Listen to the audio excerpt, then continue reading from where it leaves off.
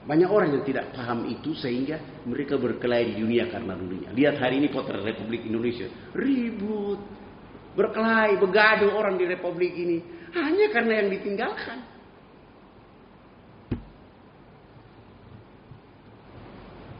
Tapi orang tidak pernah berkelahi untuk mengurus dirinya.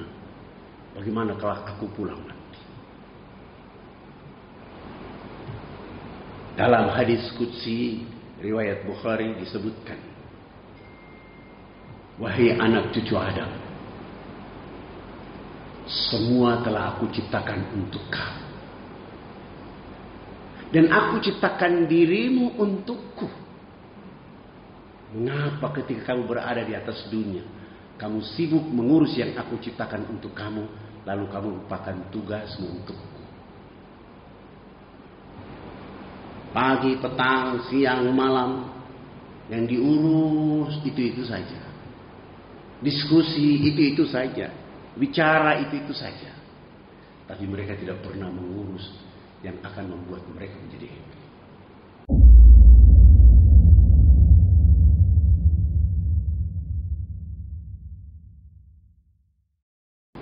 A'udzubillahi minasyaitonirrajim.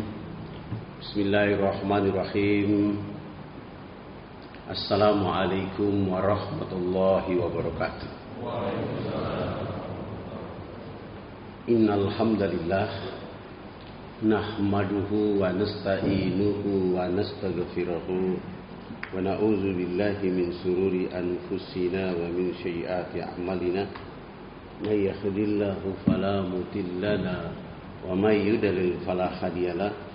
Asyhadu an la ilaha illallah wahdahu la syarika lah wa asyhadu anna Muhammadan abduhu wa rasuluh. Allahumma salli wa sallim wa barik ala Muhammad wa ala alihi wa ashabihi wa man tabi'ahum bi ihsani ila yaumiddin. Tuan-tuan dan puan-puan shaimin wa shaimat rahimakumullah. Tidak ada kalimat yang paling sempurna kecuali rasa syukur kita memuji Allah, menghinakan diri kita, membesarkan dan mengagungkan Allah, merendahkan jiwa kita. Oleh karena ketika setiap kita menghitung nikmat Allah melebihi upaya kita beribadah di atas muka bumi kepada Allah Subhanahu wa taala. Alhamdulillah, hari ini tak terasa kita berada di hari ke-19 bulan suci Ramadan tahun 1942 Hijriah. Artinya kita sudah diperjalankan oleh Allah selama 1 Ramadan sampai 18 Ramadan. Dan insya Allah akan memampukan kita diperjalankan lagi sampai akhir daripada Ramadan.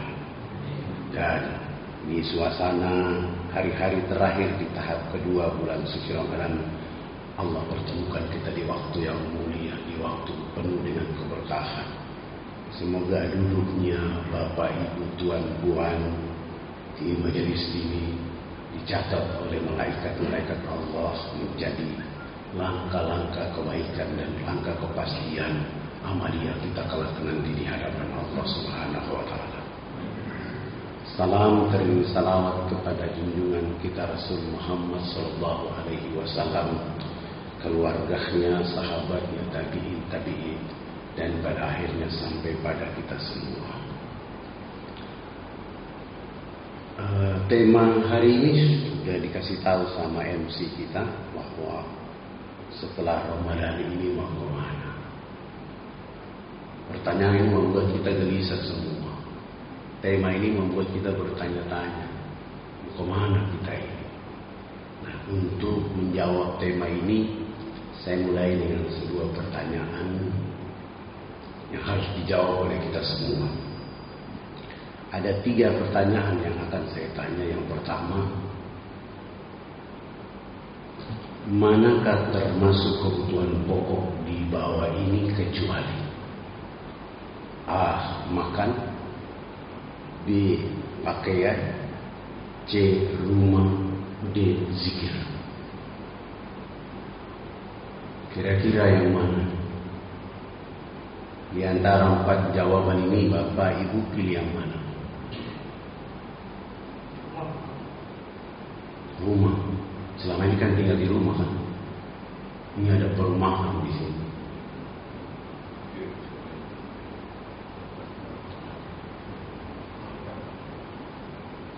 Ayo kita interaktif biar asik lah.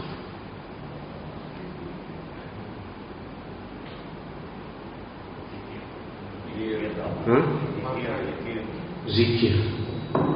Kalau yang menjawab zikir, kita sama-sama baca istighfar. Astaghfirullahaladzim. Astaghfirullahaladzim.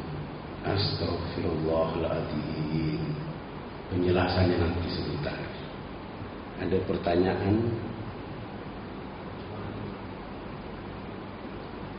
Berikutnya, manakah pilihan yang Bapak Ibu sukai? A. Jatuh dari awan ke tanah. B. Jatuh dari gedung bertingkat ke tanah. C. Jatuh dari tiang listrik ke tanah. D. Jatuh dari pohon mangga ke tanah. E. Jatuh dari kursi ke tanah.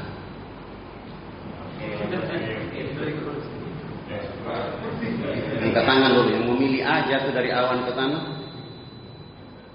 Tidak ada yang mau. Jatuh dari gedung bertingkat ke tanah. Dari tiang listrik ke tanah. Tidak ada juga.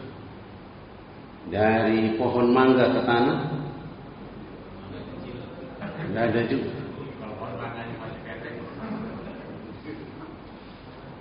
Dari kursi ke tanah. 1, 2, 3, 4, 5. Yang lain mau kemana? Hah? Kalau yang tidak ada yang memilih 5 pilihan ini, berarti di ruangan ini tidak ada orang punya akal dan pikiran. Sehebat apapun dirimu, dari manapun, apapun jabatanmu, suka tidak suka, akan jatuh.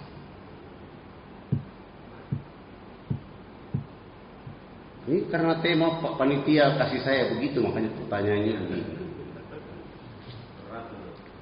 Bukan berat. Sebenarnya sudah ada, hanya karena kita kayak pertanyaan terakhir. Ini ibu-ibu ada nggak? Tidak ada. Nah, kita tanya bapak-bapak saja. Senang tidak bapak-bapak ini punya istri yang cerewet? Enggak suka, enggak senang. Nah, inilah masalah kita.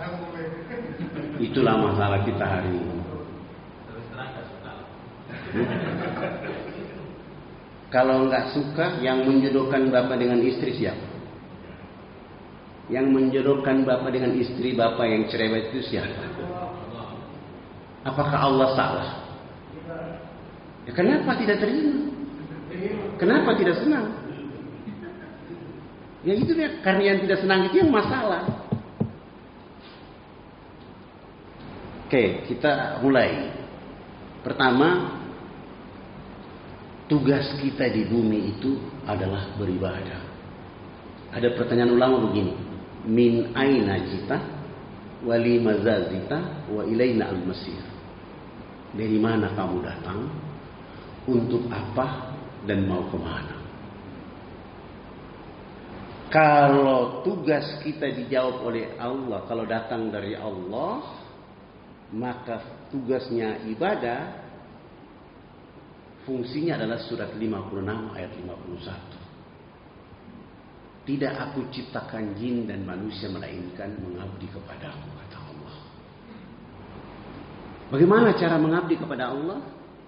Surat 95 ayat 5. A'udzu billahi minasyaitonir rajim. Bismillahirrahmanirrahim. Wa ma umiru illa liya'budullaha mukhlishina lahu-d-din hunafa'a wa yuqimus salata wa yutuz zakat wa dzalika dinul qayyim. Tidak aku perintahkan Tidak aku perintahkan kalian beribadah kepadaku melainkan ketaatan hati, ketulusan. Nah, kalau bicara ketulusan, maka yang perlu dipahami oleh kita adalah hidup ini harus berlapang-lapang. Dalam keadaan apapun, dalam situasi apapun, persoalan apapun harus berlapang-lapang. Kepada siapa? Kepada Allah. Jadi kalau punya istri yang cerewet, jawabannya adalah Alhamdulillah. Kenapa Alhamdulillah? Ya Allah tahu. Tidak mungkin Allah menjodohkan laki-laki yang soleh dengan yang salah. Tidak mungkin. Tapi Allah mengirim laki-laki yang soleh untuk menikah dengan wanita yang menurut kita cerewet itu. Ada kebaikan di balik itu. Ada rahmat di balik itu. Ada kegiatan di balik itu. Ada dakwah di balik itu. Maka hidup itu harus positif thinking kepada Allah. Berlapang-lapang kepada Allah. Prasangka baik kepada Allah.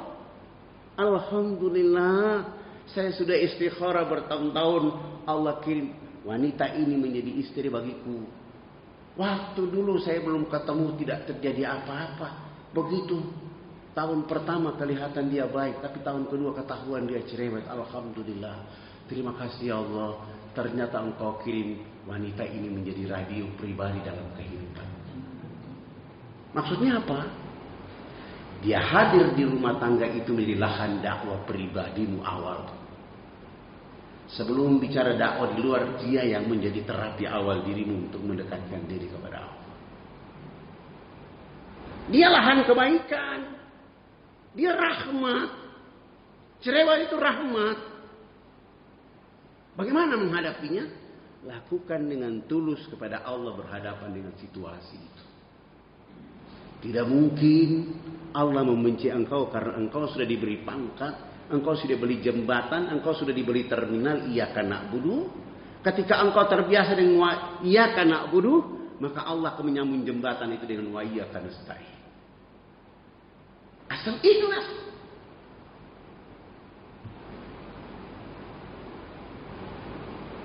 Tadi saya tanya, manakah termasuk kebutuhan pokok?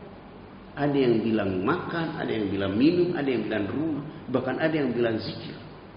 Padahal kebutuhan pokok itu adalah sesuatu yang kelak akan dibawa pulang menghadap Allah.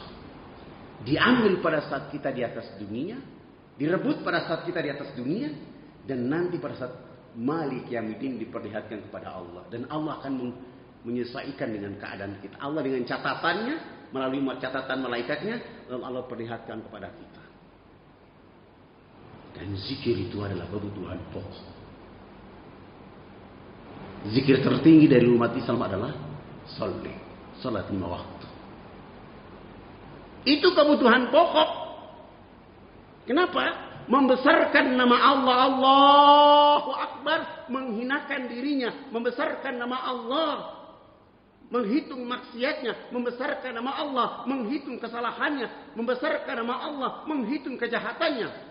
Sehingga menghinakan diri untuk menghadap Allah agar Allah menilai keadaan dirimu dalam hidup. Sehingga di saat engkau pulang menghadap Allah, engkau sudah punya catatan kebaikan. Apalagi kita di bulan suci Ramadan, subhanallah.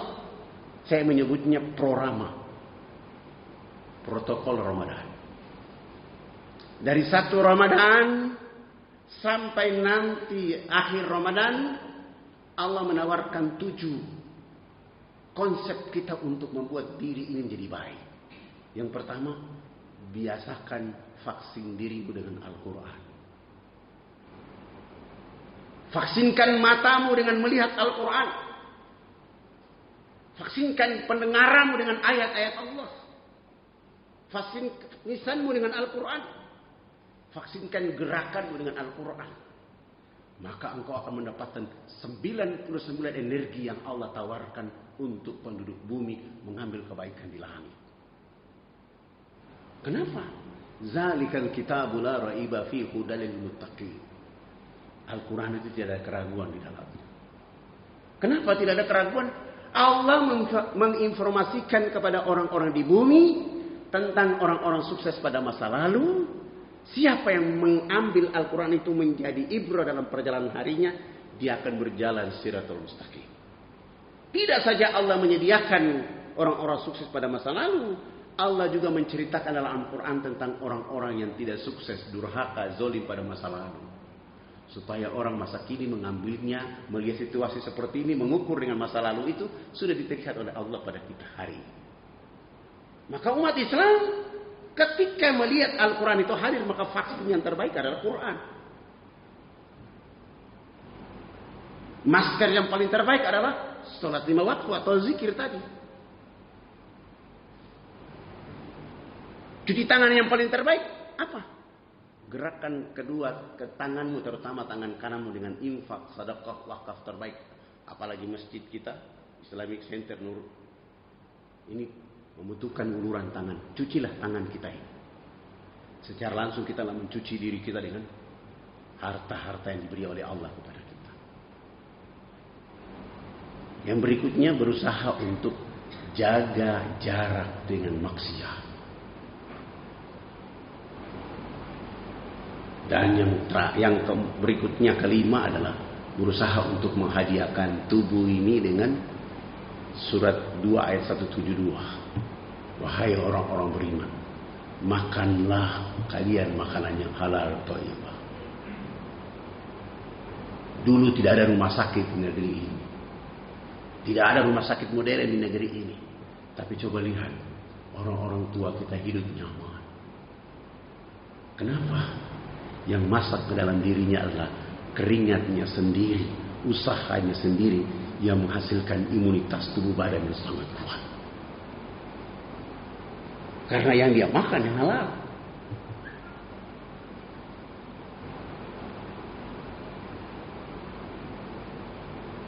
Dan kalau dia sudah makan yang halal, maka jiwanya bergerak untuk beribadah. Jiwanya bergerak untuk fafiru ilallah, lari cari Allah.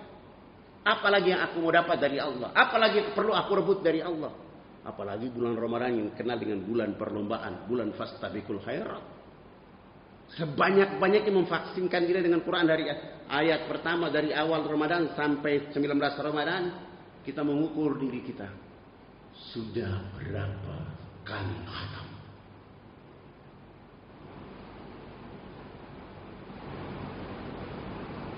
Secara matematika kalau kita hitung, Al-Quran itu 30 juz, 114 surat, 1.025 huruf, 77.449 kata, 6.232 ayat, kalimat. Nah, Nabi mengatakan jika kamu membaca satu huruf, Allah kasih energi 10. La aqulu alif lam mim harfu walakin alifun harfu wa lamun harfu wa mimun harfu. Saya tidak bilang alif lam itu satu huruf. Tapi alif satu huruf, lam satu huruf, mim satu huruf. Setiap orang yang baca satu huruf akan dapat 10 energi kebaikan. Derajat kehidupan di bumi. Bagaimana dengan 1.025 huruf?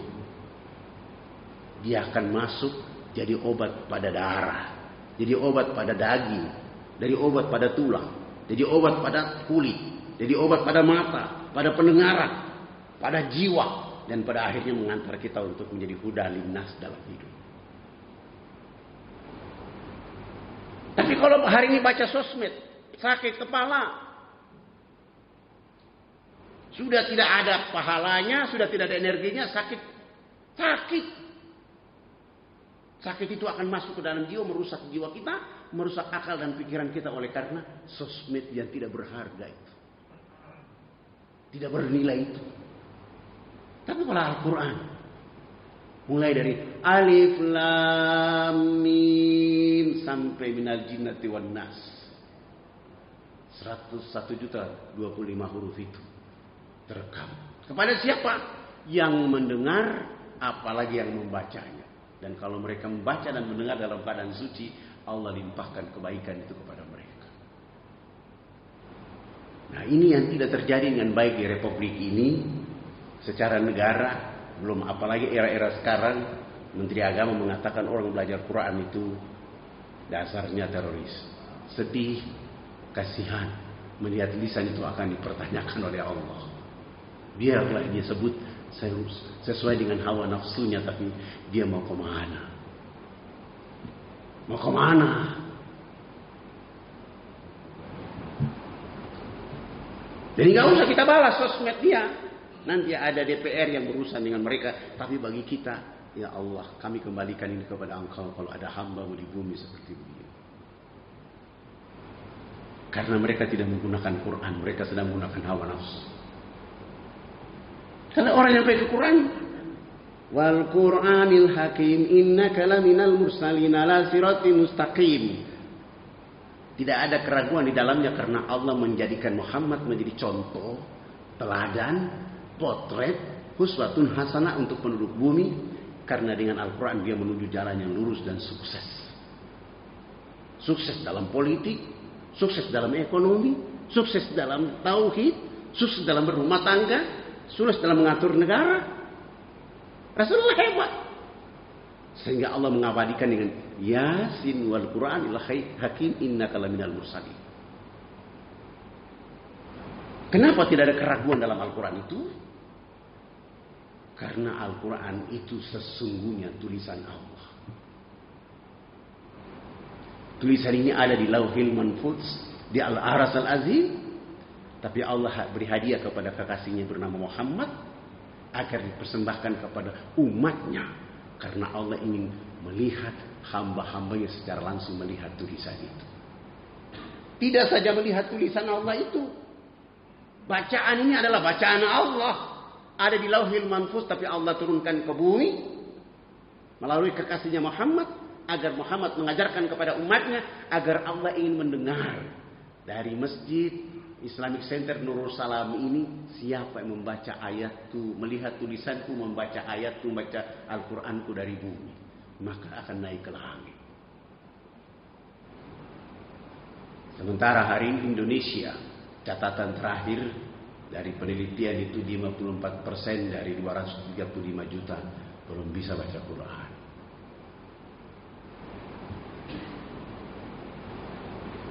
Dan ini tugas kita semua. Saya bahagia tadi, di depan saya lihat kecil. Tapi begitu saya melewati, saya bilang subhanallah. Dan tadi saya bilang sama ketua, ini masjid sebentar akan diperluas. Suka atau tidak suka akan jadi besar. Dari mana uangnya? Tuluskan hatimu kepada Allah. Ini akan jadi Islamic Center. Namanya sudah Islamic Center, sudah An-Nur, berarti dia akan menjadi cahaya untuk penduduk yang ada di sekitar. Dan lebih happy lagi, gerakan mereka supaya jangan membuat masjid di lingkungan-lingkungan lorong-lorong rumah, tetapi arahkan mereka terbiasa menjemput rumah masjid dengan satu telapak kaki, satu telapak langkah, agar mengambil kebaikan yang banyak. Semakin jauh dia makin hebat.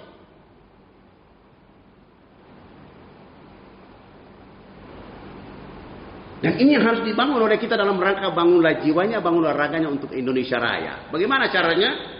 Kita harus bangun itu.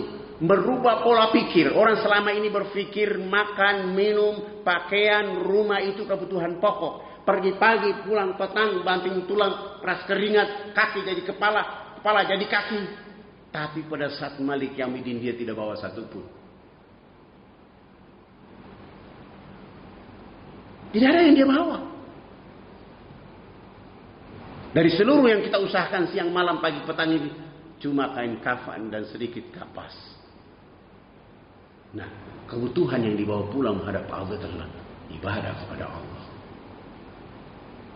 Yang saya menyebutnya tadi zikir tadi itu. Itu harus yang dikejar oleh kita. Nah, sekarang saya tanya bapak-bapak. Pernahkah sholat tarawih ini, sholat tarawih juga? Atau sholat 5 waktu di masjid ini, pernah ketua DKM menyaksikan ada jamaah yang berkelahi di situ gara-gara tidak kebagian saf pertama?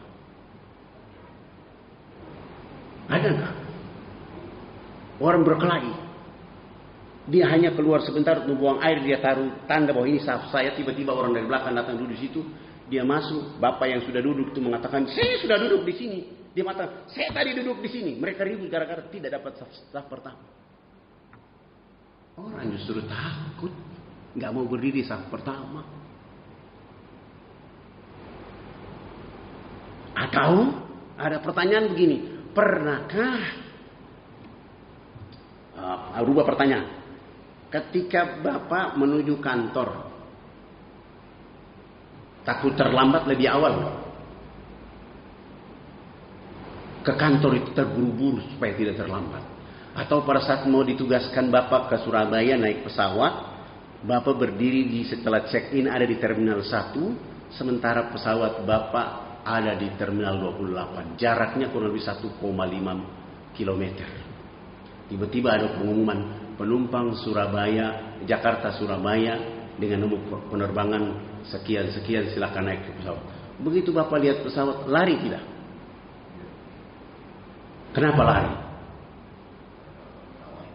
Takut ketinggalan. Pernahkah lihat ada orang lari, hayya 'alas shalah, lalu mereka lari menyebut hayya 'alas shalah itu? Hal yang pokok, hal yang wajib bagi diri kita, dia biarkan berlalu begitu saja. Maka Allah tegur kita dengan kalimat innal insana lafi khusr. Manusia itu benar-benar berada dalam kerugian. Yang direbut sesuatu yang ditinggalkan. Sementara sesuatu yang akan dibawa menghadap Allah menjadi potret hidup di dunia tidak pernah diambil. Maka Allah kasih kita hadiah Ramadan. Allah siapkan 1 bulan sebagai bulan terapi. Allah siapkan 1 bulan sebagai bulan latihan, bulan pendidikan, bulan memuhasabah diri, bulan introspeksi diri, bulan motivasi diri supaya kembali dengan Allah.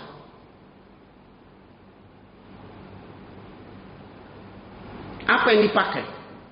Allah menghendaki kita akan menggunakan gamis terbaik, yaitu dekat dengan Allah. Bahasa Al-Quran artinya la'allakum tattaqun. Bahasa tadaburnya adalah orang yang dekat dengan Allah. Maka kita akan menerjemahkan, ya ayyuhalladzina amanu kutiba alaikumus syiyam kama kutiba alal ladzina min qablikum la'allakum tattaqun. Allah tidak panggil manusia, sebab dalam surat 2 ayat 21 Allah manggil manusia. Ya ayuhan nasu budu rabbakumul ladzi khalaqakum wal ladzina min qablikum la'allakum tattaqun. Wahai manusia, sembahlah Rabbmu sebagaimana orang sukses pada masa lalu, supaya kamu menjadi orang yang bertakwa. Tapi begitu datang bulan suci Ramadan, Allah tidak memanggil seluruh manusia di bumi. Allah hanya memanggil orang yang Allah rindukan mereka. Allah hanya memanggil orang-orang yang Allah kangen kepada mereka. Allah hanya rindukan kepada orang-orang yang Allah sayang kepada mereka. Sehingga Allah panggil mereka dengan kalimat ya ayyuhallazina amanu. Kenapa dipanggil? Supaya Allah akan memberitahu mereka bahwa bulan ini adalah bulanku. Kalian puasa bukan untuk dirimu tapi untukku. Kullu amali bani Adam ila lahu siyam wa ana adri bihi. Segala amal anak cucu Adam adalah untuk dirinya sendiri, tapi puasa adalah untukku. Kalau puasa untuk Allah, maka mestinya di tanggal 1 Ramadan sampai hari ini dan hari selanjutnya yang terbaik dari sang hamba kepada Allah Al-Khaliq itu. Apa yang kita lakukan? Di saat pintu rahmat dibuka, kita rebut itu pintu rahmat dengan Quran, dengan sholat yang benar. Karena hari ini banyak orang yang sholat tetapi pikiran masih merantau kemana-mana. Allahu Akbar, silan motor belum lunas. Allahu Akbar, kenapa istriku cerewet begini? Allahu Akbar, dapat THR atau tidak ini? Dalam pikiran kita.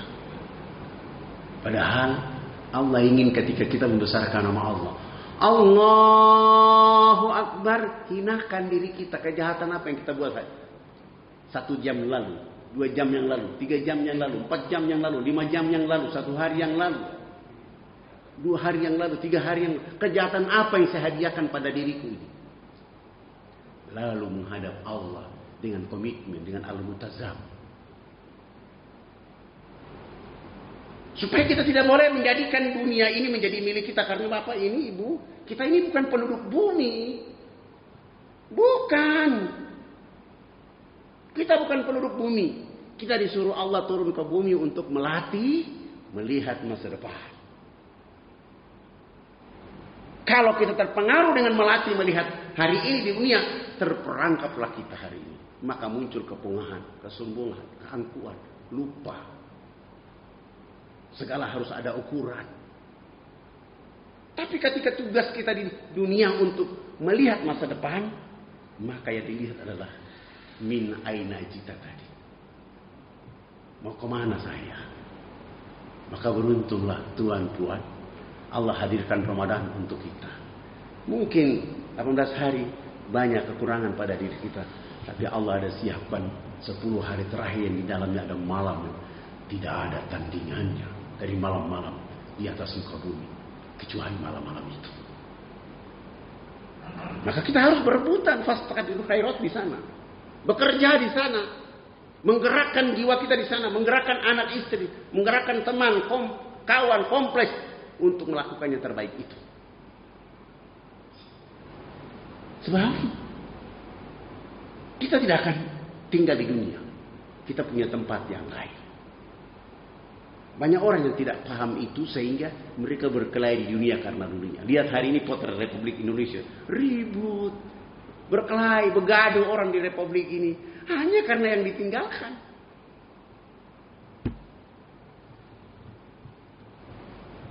Tapi orang tidak pernah berkelahi untuk mengurus dirinya. Bagaimana kalau aku pulang nanti? Dalam hadis qudsi riwayat Bukhari disebutkan, wahai anak cucu Adam, semua telah aku ciptakan untuk kamu, dan aku ciptakan dirimu untukku. Mengapa ketika kamu berada di atas dunia, kamu sibuk mengurus yang aku ciptakan untuk kamu, lalu kamu lupakan tugasmu untukku? Pagi, petang, siang, malam, yang diurus itu-itu saja. Diskusi itu-itu saja. Bicara itu-itu saja. Tapi mereka tidak pernah mengurus yang akan membuat mereka menjadi happy. Maka itu, saudara-saudaraku yang dirahmati oleh Allah, Imam Al-Ghazali bilang sama kita, umur adalah mutiara yang paling indah. Dan kalau dijual, sangat mahal harganya. Dan tidak ada orang yang mampu membeli umur di dunia ini. Karena sangat mahal. Kalau dia murah, pasti pada saat orang kena COVID, keluarganya beli umur. Orang parkir rumah sakit, saya beli umurmu. Sangat mahal, tidak ada orang yang bisa beli. Dan tempat terbaik untuk menyimpannya bukan dunia. Tempat itu memiliki lemari yang namanya lemari akhirat. Maka kalau sudah Ramadan mau kemana, lihat lemari akhiratmu, kau simpan lemari Ramadan itu di sana. Supaya pada saat engkau pulang dari dunia, engkau sudah punya lemari yang kuat, indah warnanya, isinya bagus, dan engkau akan dilayani sepenuhnya oleh Allah Subhanahu wa taala.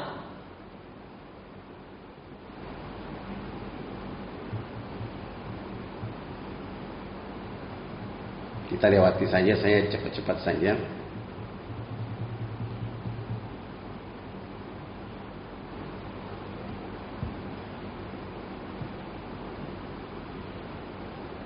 Letakkan kehidupan dunia itu dalam genggam tangan. Jangan engkau letakkan dunia itu dalam hati.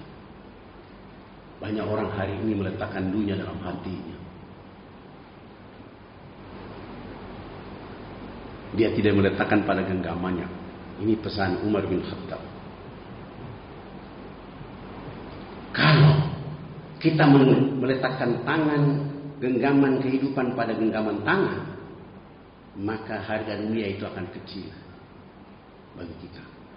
Bapak Ibu bisa lihat surat 42 ayat 20. Di sana Allah kasih tahu kita, barang siapa yang mencari keuntungan akhirat, Allah menyertainya dengan keuntungan dunia. Barang siapa yang mencari keuntungan dunia, Allah beri kepadanya sebagian kecil. Waktu di akhirat dia tidak dapat bagian sama sekali. Maka kita harus berpacu melihat Ramadan kita hari ini. Apakah Ramadan kita hari ini seperti tahun-tahun lalu?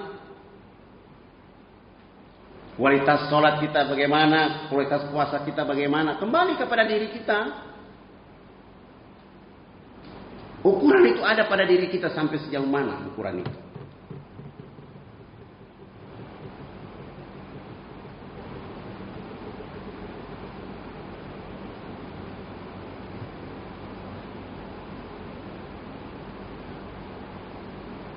Hadis riwayat Muslim, kata Nabi, tidaklah dunia itu bila dibandingkan dengan akhirat, kecuali hanya semisal salah seorang dari kalian memasukkan sebuah jari ke dalam lautan.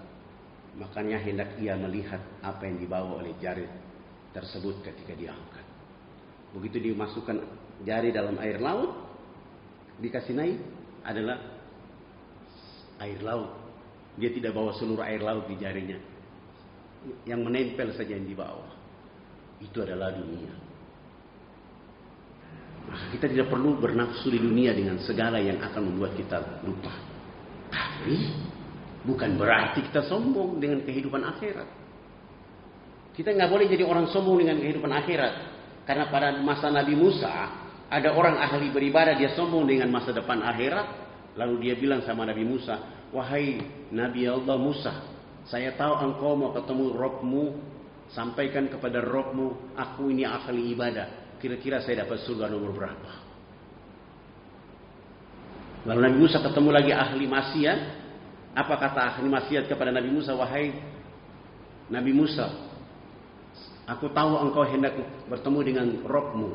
Sebelum engkau mendapat firman dari Rabbmu, sampaikan salam syukurku kepada Allah bahwa aku ini adalah ahli maksiat. Kenapa saya mengucapkan syukur? Karena saya tidak mungkin dimasukkan ke dalam surga. Saya sudah berterima kasih, dia sudah kasih saya di neraka. Dan itu adalah tempatku yang sebenarnya. Lalu Nabi Musa ketika menerima wahyu selesai, menyampaikan pesan ini dan Allah mengatakan, sampaikan kepada ahli ibadah itu tempatnya dalam neraka jahanam. Dan sampaikan kepada ahli maksiat itu bahwa aku ganti dia dengan tempatnya di surga. Karena dia menyebut salam syukur berarti sebuah pertobatan dari dirinya dan dia mengakui kesalahannya. Artinya kita tidak bisa membuat ibadah itu menjadi pamer, jadi kesombongan. Lalu dengan kesombongan kita akan menghina teman, tetangga. Tidak boleh. Karena ibadah itu akan dilihat langsung oleh Allah. Maka penanaman hati kita kepada ibadah itu yang harus kuat. Hari ini negeri kita, dunia dikagetkan dengan satu virus COVID atau dikenal dengan sebutan corona. Orang semua takut kepada corona, tidak takut kepada Allah. Sampai-sampai ada orang syirik. Padahal yang perlu ditakuti adalah Allah. Nah, kalau orang takut kepada Allah, sekarang saya tanya, tuan-puan, meninggal atau mati senang tidak? Mati gembira tidak? Halo? Pak, mati gembira tidak?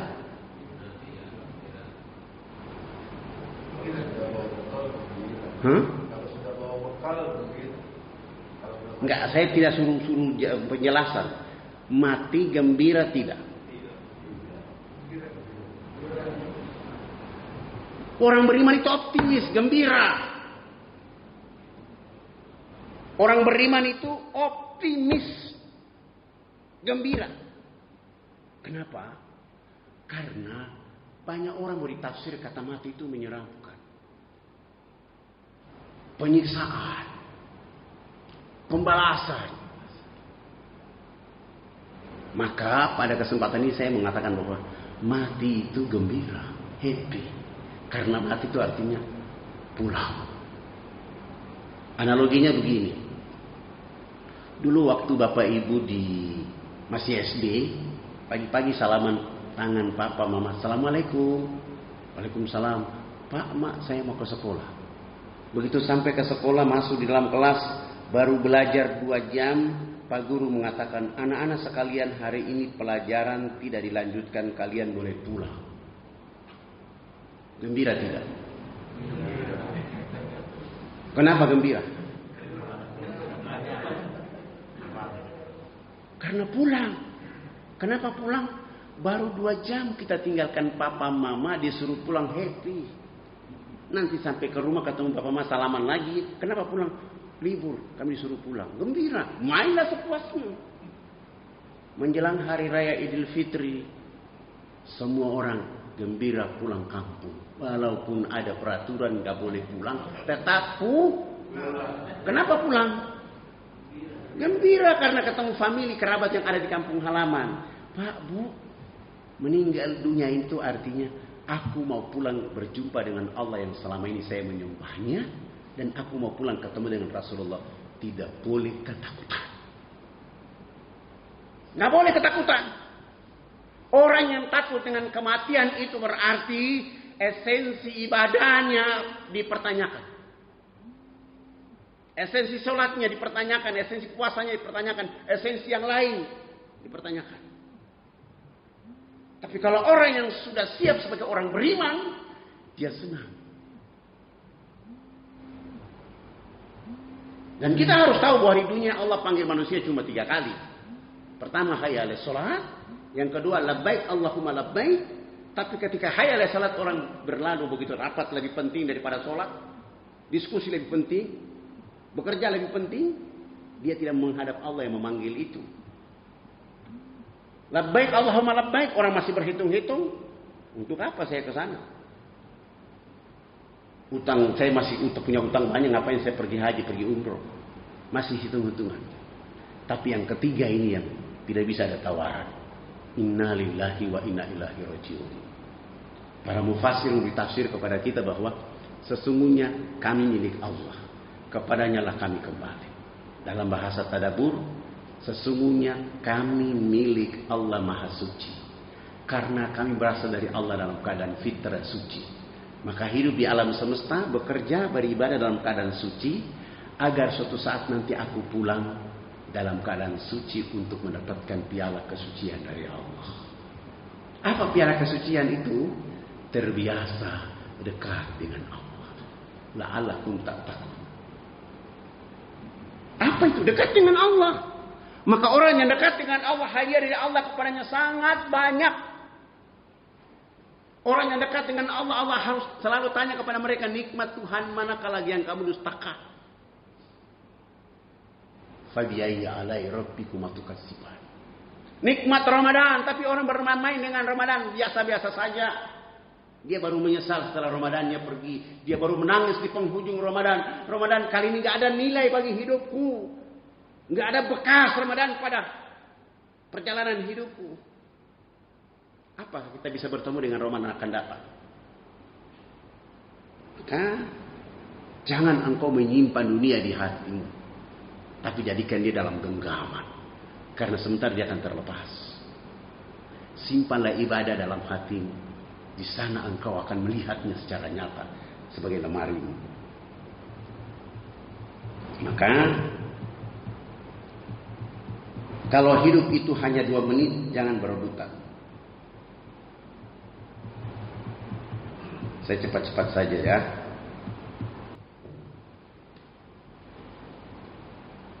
Kalau belum mencukupi telaga itu, kita belum menyelam sedalam-dalamnya ke dalam telaga Ramadan, masih ada 11 hari. Mulai malam ini kita menyelam sedalam-dalamnya, supaya kita menemukan mutiara hikmah yang Allah simpan Ramadan. Kenapa?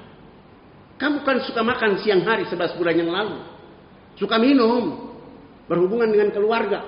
Tapi kenapa begitu datang 1 bulan Allah memintamu menangguhkan keinginanmu untuk makan di siang hari, minum di siang hari, berhubungan badan dengan istri di siang hari. Allah meminta yang aku halalkan itu kalian istirahatkan. kalian tangguhkan. Karena ketika kalian siap saum, menahan itu artinya membangun energi ruh, menghidupkan ruh terbang. Terbang kepada siapa? Terbang bersama Allah selama 1 bulan itu untuk membuat jiwa kita berenergi. Nah, kalau ada orang pergi kantor malas-malas, wah itu nggak boleh. Orang Islam nggak boleh malas-malas. Malas itu bukan penyakitnya orang Islam, orang beriman. Bergerak, orang Islam itu bergerak terus. Seperti orang tawaf. Bergerak terus, pagi, siang, malam bergerak. Bergerak dalam rangka apa? Menjaga nilai ibadah.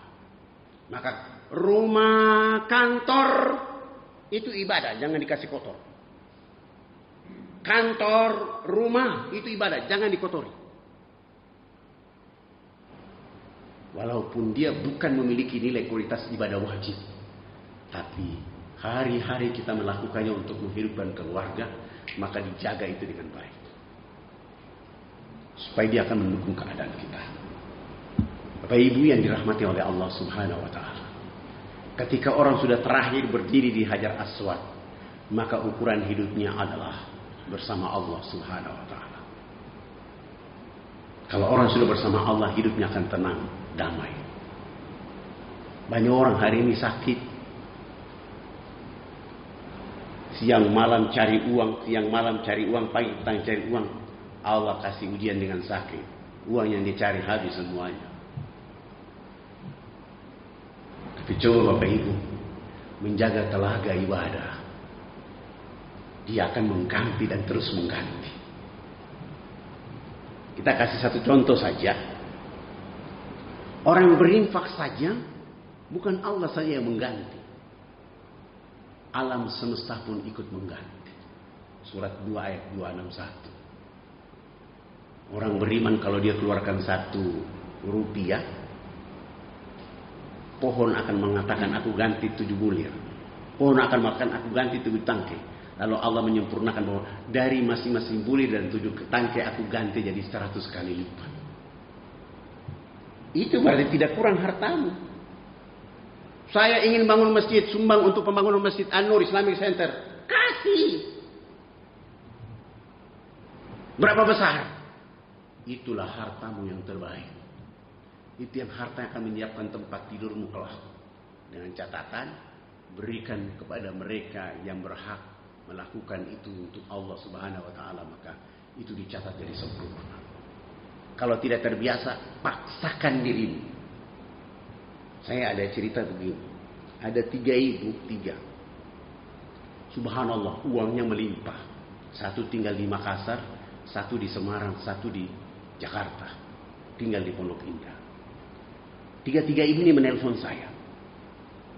Yang 1 tahun 89, 1 93, yang 1 lagi 2001. Yang Makassar ini menelpon saya, yang Jakarta menelpon tahun 89. Pak Ustaz, tolong ke rumah, dan saya ke rumah. Sampai ke rumah, dia tidak punya, suaminya sudah meninggal. Tinggal dia sendirian. Saya tanya anaknya tidak ada. Famili dekat pun tidak ada. Beliau suruh saya antar dia ke bank. Begitu saya suruh print rekeningnya, ada kurang lebih 3 triliun uangnya. Lalu kami pulang ke rumah, saya bisik sama ibu ini. Bu, ibu ini kan sudah tua.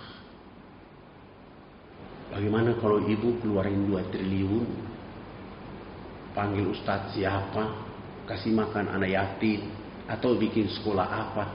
Ini akan hidup terus menerus. Ketika ibu akan pindah dari dunia menuju alam kubur, itu ada jaminan dari sini. Dan itu berapa kali saya bicara? Mungkin hampir 177 kali saya bicara sama dia. Sambil berdoa di sepertiga malam, ya Allah, akankah dia ini menjadi seorang ibu yang engkau kirim di dunia untuk bisa dengan harta yang mendakwakan agama di Republik ini. Sampai meninggal dunia, uang itu tidak, 1 rupiah pun tidak bisa kita ambil. Tidak ada warisan, tidak ada kalimat apapun. Uang akhirnya tersimpan. Rumahnya yang kita manfaatkan dibikin jadi rumah tahfiz. Masih ada penyelamatan di sana. Tapi harta 3 triliun hanya tersimpan di sana. Dapat telepon lagi dari Semarang. Assalamualaikum Ustaz, ada di mana? Masih perjalanan ke Jakarta naik kapal laut. Kalau sudah sampai Jakarta, cari waktu ke Semarang. Saya jumpa lagi dengan ibu ini. Subhanallah. Uang tunainya itu hampir 700 juta. Saya bilang, ibu sudah tua begini, masih simpan uang banyak-banyak begini untuk apa? Udahlah ibu kasih 500 juta untuk dakwah. Mau kasih di Jawa kah di mana terserah. Sampai saya berulang-ulang mungkin hampir 70 kali dia juga tidak bergerak hatinya. Sampai kita minta meninggal dunia uang 700 juta juga tidak dipakai. Kecuali rumahnya yang kita pakai untuk bikin sekretariat rumah tahfiz. Ada lagi ibu di Makassar, dia nelpon punya uang 200 miliar. Ketika saya dialog, saya bilang, Bu, sudah tua, ibu punya cucu, punya anak banyak. Amalan ibu sedekahkan ini uang. Tidak usah banyak-banyak, 150 miliar biar ibu dengan 50 miliar aja lah. Dia tidak mau.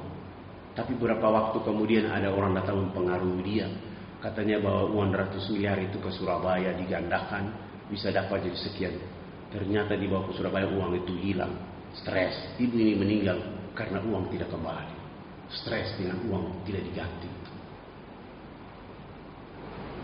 Maka Bapak Ibu, sepanjang kita punya harta sedikit atau banyak, biasakan dia keluar dari tangan kita.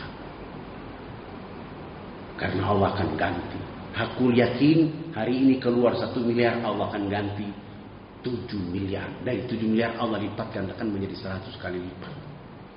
Dan dari 100 kali lipat itu adalah uang sesungguh kita kelak nanti di yaumil qiyamah. Dan bulan terbaik untuk mengeluarkannya bulan-bulan Ramadan ini. Bulan tarbiyah, bulan infak, bulan kepedulian, bulan yang penuh dengan segala macam Allah siapkan. Saudara-saudaraku yang dirahmati oleh Allah Subhanahu wa taala, saya tutup dengan satu cerita. Ada pemuda dan pemudi ikut pengajian saya selama 5 tahun. Yang pemuda itu setelah pengajian selesai, orang sudah pulang, dia menghadap saya dan dia bilang begini, Pak Ustaz, kenapa ya saya sudah mengaji di sini 5 tahun, saya belum dapat jodoh. Saya marah. Ini bukan tempat cari jodoh. Ini pengajian. Karena niatmu cari jodoh di sini, maka pengajian selama 5 tahun kau tidak ketemu jodoh. Mana nomor telepon? Saya minta nomor telepon. Suruh pulang. Besok pagi datang pemudi. Assalamualaikum, waalaikumsalam warahmatullahi wabarakatuh. Ada apa? Pak Ustadz, saya mau tanya, kenapa saya sudah ikut pengajian di sini 5 tahun, kenapa saya belum dapat jodoh?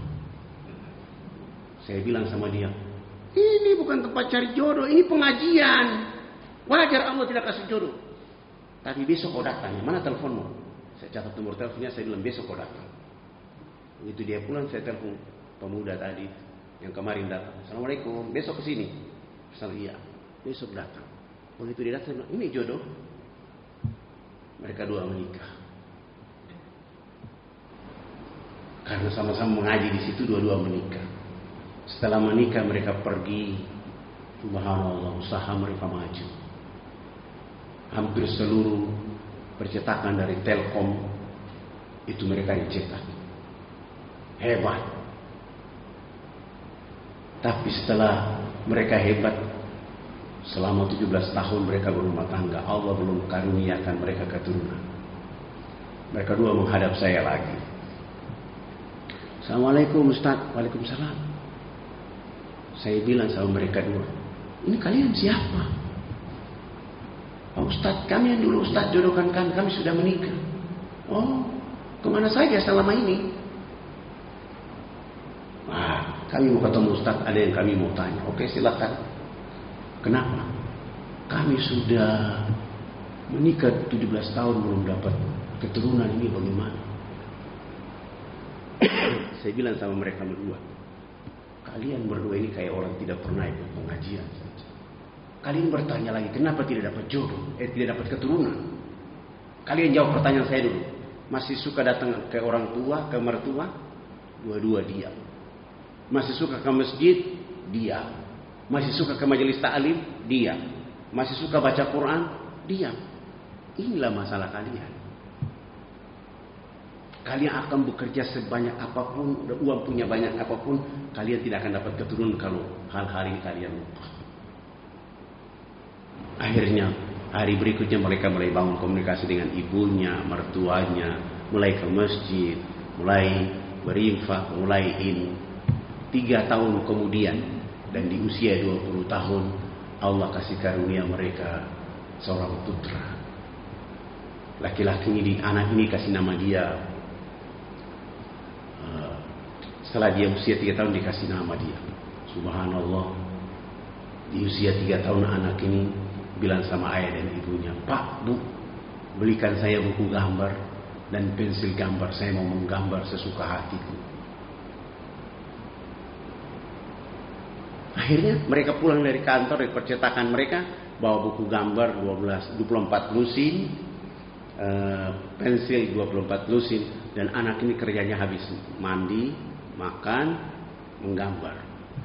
Suatu ketika ayah ibunya beli mobil baru, belum ada nomor platnya, taruh di garasi.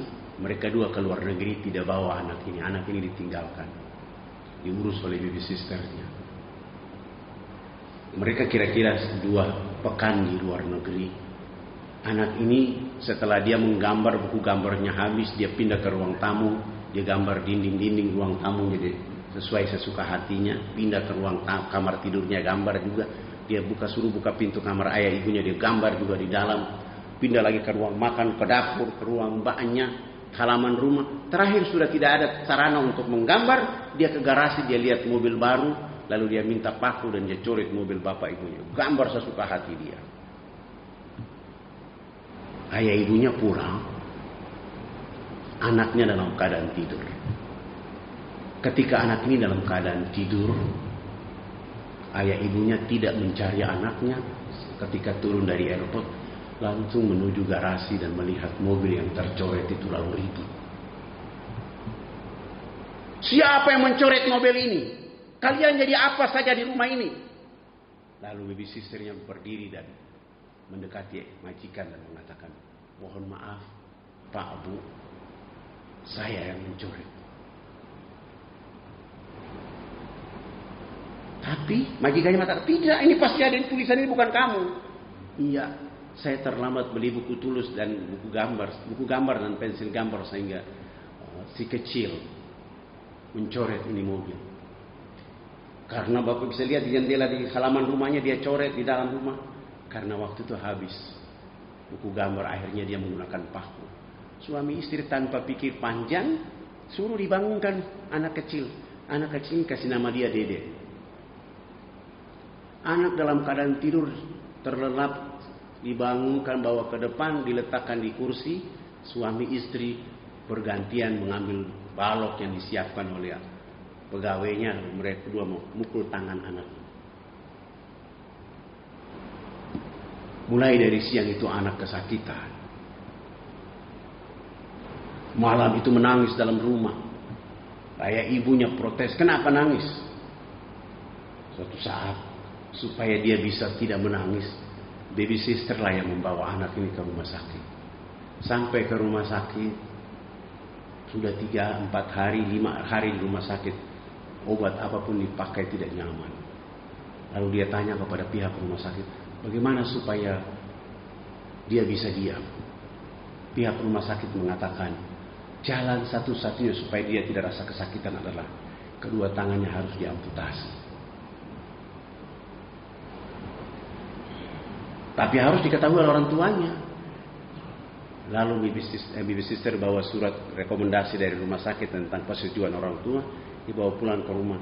Suami istri tanpa pikir panjang langsung tanda tangan di atas itu. Baby sister bawa kembali Akhirnya si Deden ini dua tangannya dipotong.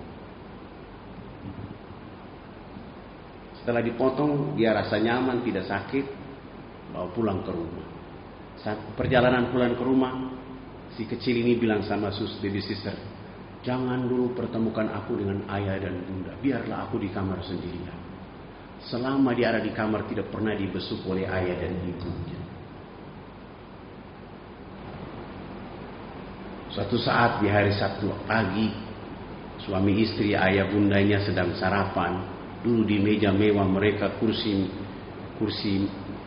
mewah mereka sarapan pagi. Anak ini dia bangun, mandi selesai, lalu dia pegang tangan dua, dia berjalan pinggir meja makan ayah dan ibunya, dan dia beri pertanyaan, ayah, bunda, kenapa tangan Deden dipotong? Suami istri menjawab, karena tangan Deden nakal mencoret mobil papa dengan mama, maka harus dipotong. Apa jawaban dari anak yang bernama Deden kepada ayah dan ibunya? Seandainya tangan Deden tidak dipotong di pagi hari ini, Deden mau mengulurkan tangan meminta maaf atas coret mobil ayah dan bunda. Suami istri mendengar jawaban langsung jatuh dari kursi mereka. Tangan anak mereka sudah terpotong. Anak ini akhirnya kembali ke kamar. Dia bilang sama baby sister, Mbak, aku tidak mau ketemu papa dengan mama.